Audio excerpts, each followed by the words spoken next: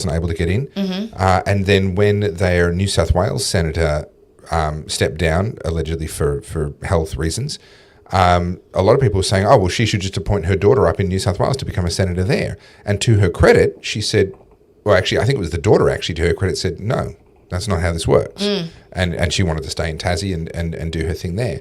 But yeah, an opportunity for, nepotism. I'll just parachute my daughter in. Yeah. And thankfully that didn't happen in this case. Yeah, and you see it a lot. Like I think most famously recently was David Beckham's son, Brooklyn, called himself a photographer, and he released a photography book of some of the most rubbish photography. And to be honest, most of them he was in. So it wasn't even his photography. Wow. It was photos of him. Yeah, okay. And it was one of those classic cases of the only reason this got made is because you're David Beckham's son. Yeah, and no one has had the compassion, the love for you to tell you, no, this is really, really dumb and you're too stupid to see it yet. Yes. But I'm going to save you from yourself and in 10 years you'll thank me. So normally on a podcast like this, when you've got two people, one of them is the brains of the operation and the other one's the eye candy.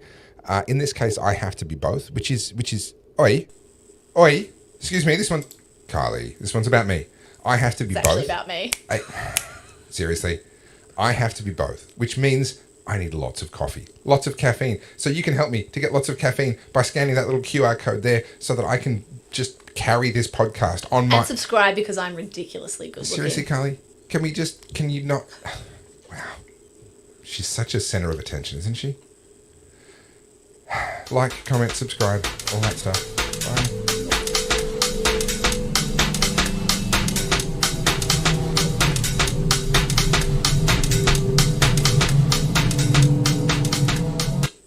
Today, we're going to talk about why smart kids end up lonely. And one of the most important lessons I learned as a psychiatrist is that the solutions of today become the problems of tomorrow.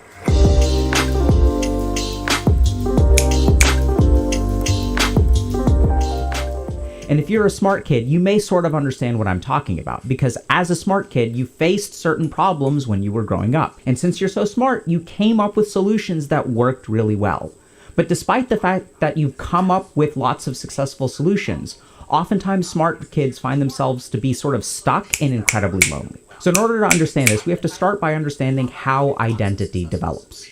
So when we're young kids, let's say 5 years old, 6 years old, 7 years old, we tend to look at the world in a one-dimensional way. So if I'm a kid, like, I like trucks, and I like Spider-Man, or I like wrestling, or I like G.I. Joes or ninjas. We tend to be like pretty one-dimensional, right? I like ponies. And so what happens when we're kind of one-dimensional kids is that we sort of develop these one-dimensional identities. So if you look at school, right, and if you think back to your school days, what were the different kids known for? There were some kids who were nerds and some kids who were jocks and some kids who were like the cool kids, some kids who were like the teacher's pets. So if you sort of think about the sense of identity early on, the sense of identity is very, very one-dimensional.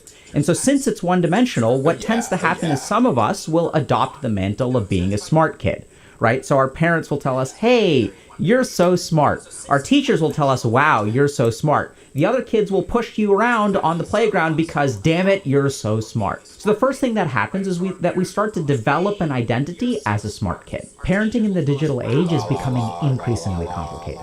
And we've helped tons of parents and even more of their kids develop healthy relationships with technology. At Healthy Gamer, we believe that there are 3 steps that will help solve this problem. The first is you as a parent need to understand how technology is affecting your child's brain and psychology. Because it's really clear that it's doing something, but we're not really taught what it's doing to our kids. The second is learning how to communicate with your children. Because even though you're saying all the right stuff, it's not really sinking in. And the third is how to actually successfully set limits and set healthy boundaries. Because our experience is that a lot of parents are trying really hard, but things are moving in the wrong direction. So if y'all are interested, please check out the link in the description below. And one-dimensional identities are actually completely normal for kids. The problem is that if your one-dimensional identity is that you're smart, that starts to sabotage things later in life in a way that other one-dimensional identities usually don't. Like, if I love Spider-Man and that's my identity, it doesn't really cause me problems necessarily later in life. And if we want to understand why the identity of being smart causes problems, we have to understand what it means to be smart. So when someone calls you smart, or when you call someone else smart, or you say, oh my God, this person is brilliant. Like, hi, I'm Dr. K. I'm so brilliant, right? Everyone thinks I'm so smart. Why do they think I'm smart? Like, what, have y'all seen an IQ test for Dr. K? You have no idea, right? I could just be average intelligence. What we equate with smartness is really effortless success. And so when you take a child and you say, wow, you are really great at effortless success, when all the other kids are sweating and trying hard, you waltz through here, and because you're so brilliant, it's easy for you. When everyone else needs to study for a test, you don't need to study for a test because you are so brilliant. And so this child starts to adopt this identity that intelligence means effortless success. And that results in a narrowing of possibilities and a narrowing of identity. So if the source of my identity, if I'm a smart kid, then I can't do anything that requires effort, right? Because if I do something that requires effort, that makes me feel dumb. So if I do really well in school, but my teacher comes to me and says, hey, you're so good at math, you should compete on, for our school as sort of a mathlete. And then suddenly, like, that may sound like a good idea, right? Because I'm a smart kid and that's what smart kids do. But then suddenly, if I start competing against other smart kids, I have to start putting forth effort. And if I start putting forth effort, I don't feel smart anymore. If I start competing in math competitions, no one calls me brilliant anymore. I can't waltz in and be at the top of my class. And so suddenly what happens is that becomes a threat to your sense of identity. And so what smart kids start to do is they stop doing things that require effort. And this is really when they get screwed, because that's a solution that works really well, impresses a ton of people when you're young. But as you start to grow older, you start to move away from other activities. So there's sort of a narrowing of your life, and this is what I've seen working with tons of smart kids, that you're not able to do things that other kids are able to do. Because that other kid actually doesn't have the burden of being smart, so they're sort of allowed to practice, do poorly, and then eventually get better. But as a smart kid, that's not an option for you. So as this narrowing of identity starts to happen, as you start to move away or retreat from things that are difficult and require effort. And the other problem with that is as you grow older, your raw intelligence can no longer get you to the top of the class, right? Eventually you're going to be learning, pre-algebra and then algebra and then calculus and then calculus 2 and then whatever advanced number theory crap. And then eventually you've got to start working. But the problem as a smart kid is that the second you start working, you stop being smart.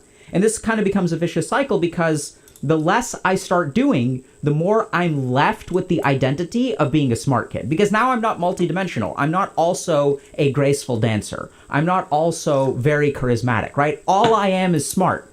And so as that becomes all I am, it becomes harder and harder to put myself in places that threatens that. So this results in a very, very sharp narrowing of hobbies, of exposures, and eventually leads to social isolation. Because let's think about it, right? So if I don't end up joining this team and I don't become a mathlete and I don't start doing sports, what I'm going to sort of be left with is a lack of opportunity to socially engage with kids. And this is where being smart also kind of sabotages kids. Because as I start to reduce my social activity, how do I solve that problem?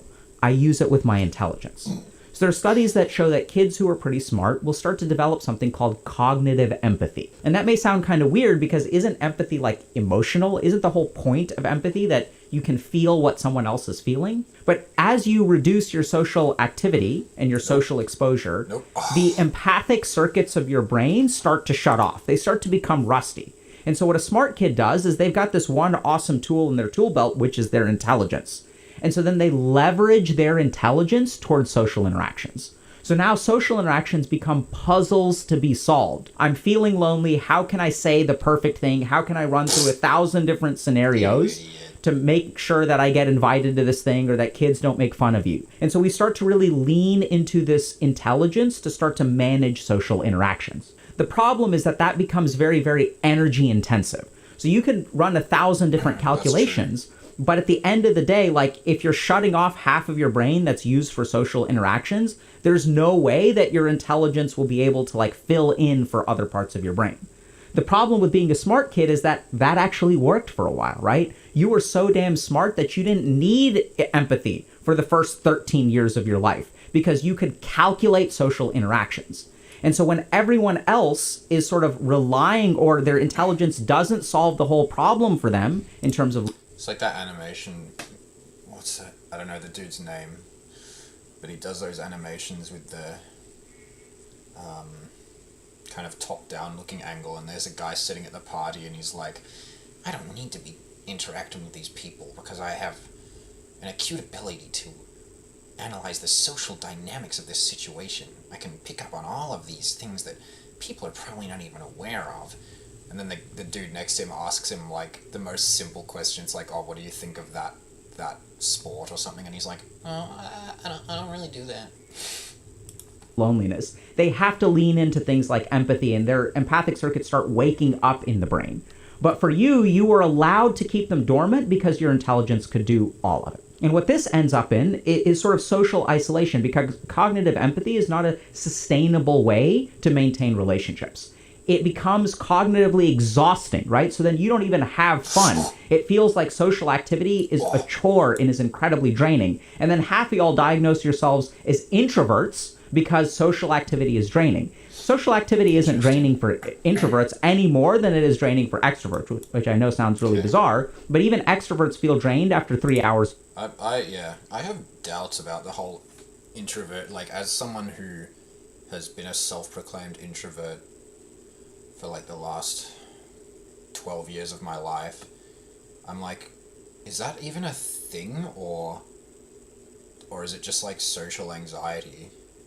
Because like I enjoy being around people, and you know, this would be true of anyone, but it really just depends on the kind of people. Like, everyone has a limit, right? Like, everyone gets drained by social interaction eventually. So, I don't know. Maybe it's just a scale of social activity. What's draining is your cognitive load, or things like social anxiety, because every minute that you are engaging people socially, your mind is actually running on overtime. So you run yourself ragged. So as your social skills start to atrophy, you start to feel lonely. And then what happens is your intelligence kind of comes in, and your ego comes in, your identity comes in, and you start to develop something called defensive arrogance. And you'll notice this with smart kids on the internet. So like if you try to talk to, anyone on the internet, there's 1,140 IQ people who are going absolutely nowhere in life, who learned quantum mechanics on their own and are like expert philosophers and know more about medicine than the experts and all this kind of stuff. And they're happy to engage with you with arguments on the internet, right? And so what this sort of starts to become is this defensive arrogance. So as you start to feel lonely, what do you have left? Oh, I'm a quiet genius. My intelligence is so great that I cannot interact with the normal humans. I have difficulty connecting with people because they're so dumb. So this is that defensive arrogance. And even if you're not that bad, you'll still sort of notice that there are times in your life where you kind of feel very, very reluctant to engage with other people. And so as you start to become more lonely, this defensive arrogance comes with a correlating low self-esteem. So anyone who's defensively arrogant really doesn't feel confident in themselves, right? And you may have sort of noticed that as you feel lonely, you start to have low self-esteem, but you've got one bright point left, which is your intelligence. Even though every other part of your life, you may be lazy, you may be kind of socially isolated, you may be lonely, but at least you're smart. You got that left. And so then what happens is... Yeah. It's not worth a whole lot if no one likes you, though. We run into another problem, which is that we start to use intelligence to boost up our ego and self-esteem, right? We try to use rationality to buffer against our self-esteem. Yeah, good luck with but there's a fundamental problem with that, which is that intelligence, from an evolutionary standpoint, is not a defensive tool. It is not a self-esteem tool. It is a problem-solving tool. So if you literally look at the research on IQ, why do we even have IQ? Why are some people, on the whole, actually smarter than other people? And it's because IQ is a problem-solving tool, right? It's the way that our brain fixes problems on the outside. And as smart kids start to feel more lonely, and as they start to have self-esteem problems, they really have one thing left, which is that I'm a smart kid. The other dimensions of my life may be crap. I may be lazy. I may be socially inept, but at least I'm smart. So they kind of hang their whole identity on that hat. The other problem that happens is that y'all have actually one major tool that's really, really good, right? Which is your intelligence. And so then you start trying to fix your self-esteem with your intelligence. But the basic problem is that IQ did not develop to address self-esteem. That's not what it's for. IQ is a general problem-solving capability that we evolved to IQ did not develop for self-esteem. fix problems on the outside. It's not a tool that was designed to buffer our self-esteem. What's designed to buffer our self-esteem is actually emotions, right? So just think about this for a second. You can't logic your way to self-esteem. If you could logic your way to self-esteem, your fucking 140 IQ ass would have already done it, and you would be filled with confidence. Because if anyone can figure out how to logic their way to self-esteem, it would be you. But that's not actually how it works. Because when you were 6 years old and you scraped your knee and you went to mommy or daddy or any sort of adult, how did they make you feel better about yourself? Did they say, well, logically, the injury that you have is a small scrape? Yeah, it doesn't work. Doesn't work at all. I mean, well, I don't know. You know, sometimes advice can be helpful. I've found usually it's helpful in hindsight, but yeah, I guess at the time I don't really appreciate it. Yeah, I don't know. There's a time and a place for it. So it's nothing to worry about. You have not been damaged. You're not going to be disabled. There's no problem. There's no harm, really. It's a small scrape. It'll heal on its own. So you should be okay. That's not what helps, right? Logicking your way when you're feeling bad doesn't work. What works is, oh, let me see that. Oh my God, did you get a little boo-boo? Oh, I'm sorry, it's not a little boo-boo. Oh my God, look at those 3 scrapes. Wow, does that hurt a lot? Okay. Well, should we put some ice on that, right? Okay, like, do you need a hug? Oh, baby, let me hold you, let me hug you, right? This is what actually works. So this is another thing that we don't quite understand, which is that IQ is an offensive weapon. People who are super smart are like wizards and DPS mages. IQ is like flinging fireballs and lightning bolts to fix problems on the outside. I can take a high IQ kid, drop him into my private practice and say, hey, help me optimize patient flow through my workroom. Like, I can do that, and y'all can solve those problems. I've literally done that before. On the flip side, when it comes to buffering your self-esteem, a wizard is like not really... I thought he was playing Deltarune at first. Great at casting healing spells or defensive magic, right? That's really what a healer is for. And that's kind of that emotional capability. That's kind of what healers are, is they're really built into that emotional capability. And so what starts to happen is we start dumping our whole mana pool instead of solving problems on the outside, trying to buffer up our self-esteem. Because if our self-esteem is in shambles, we can't even leave the house. And this is the core trap that people with high IQ fall into, is that they've had sort of emotional stunting because they've leaned so much on their cognitive development. They start to develop these things like cognitive empathy. They start to become lonely and have low self-esteem, and then they puff themselves up using their logic. This is why I'm still a good person. I will logic it out.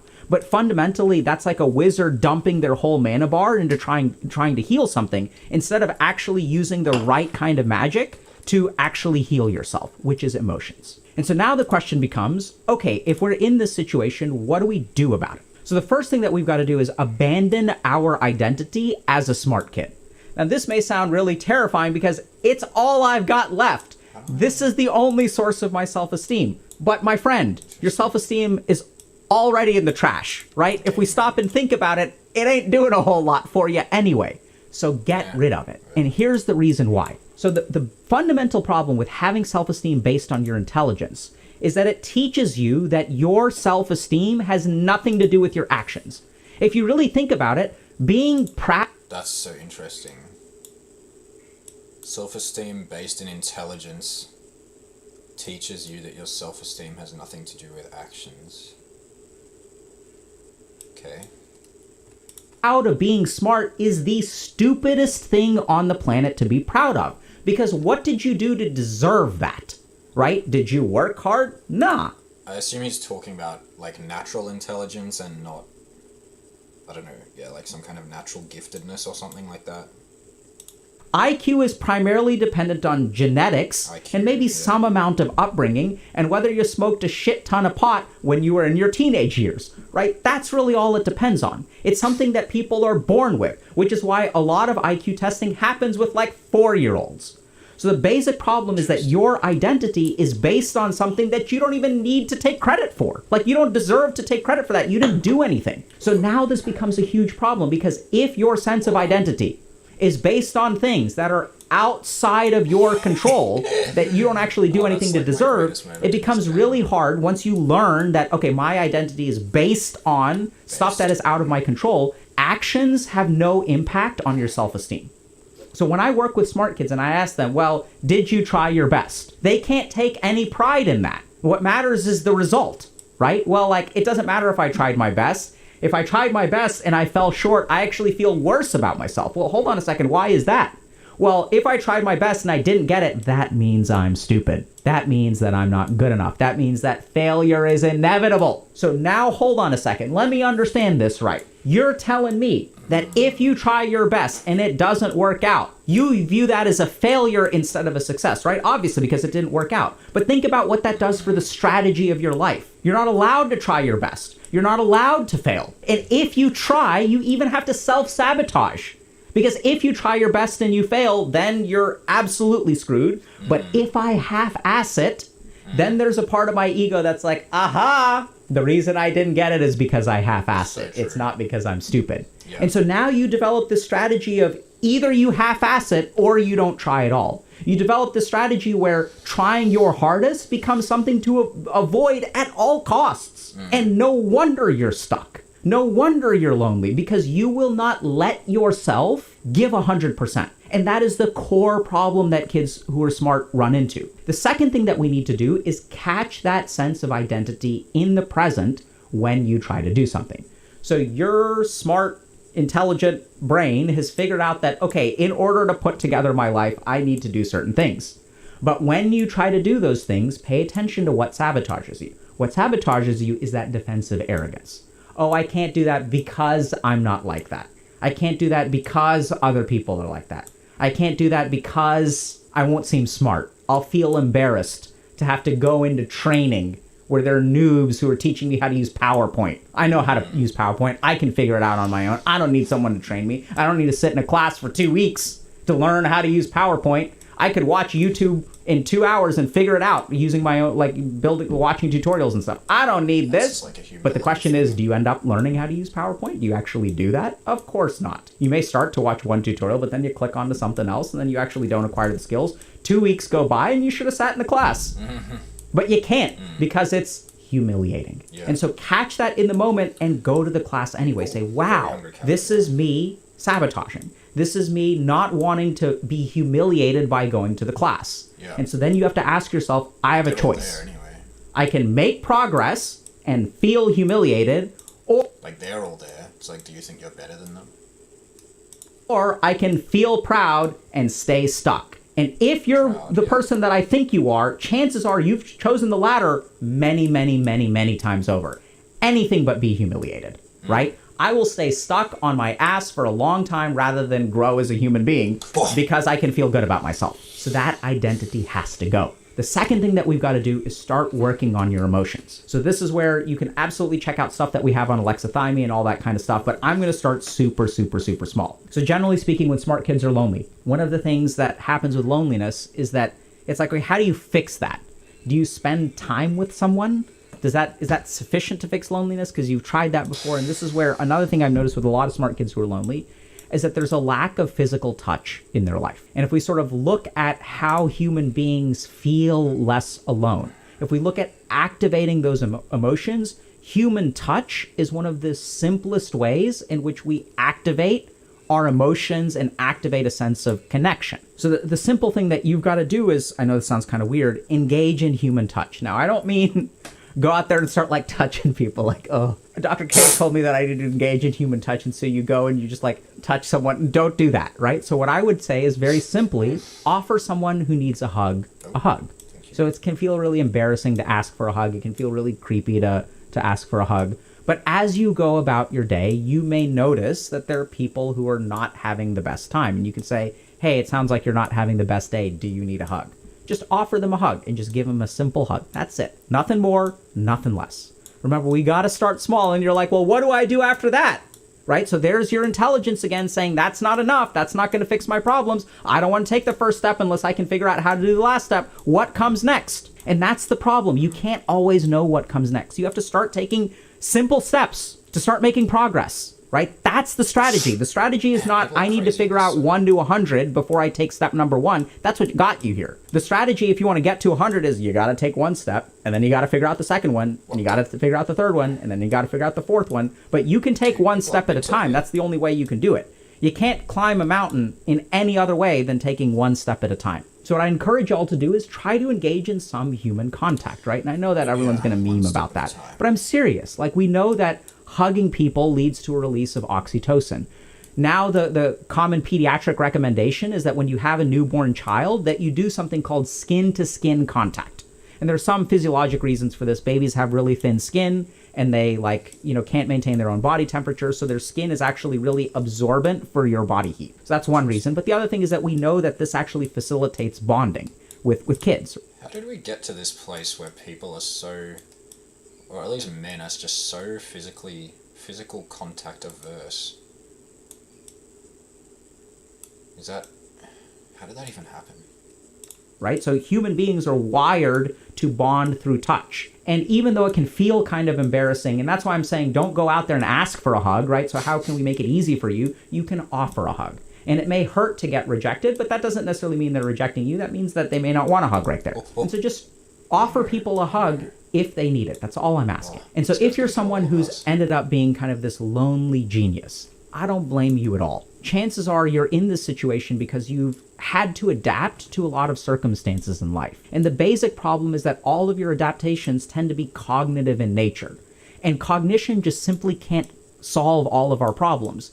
That's why our brains have emotional circuits instead of CPUs, right? A computer is a fully cognitive machine, sort of. I don't know, it's AI stuff, I guess, or theory of consciousness or whatever. But the whole point is that if you're smart, you've probably let certain things like social skills, empathy, emotions atrophy. And we have to start engaging some of those if you want to develop self-esteem and get connected to both yourself and other people in life. Nice.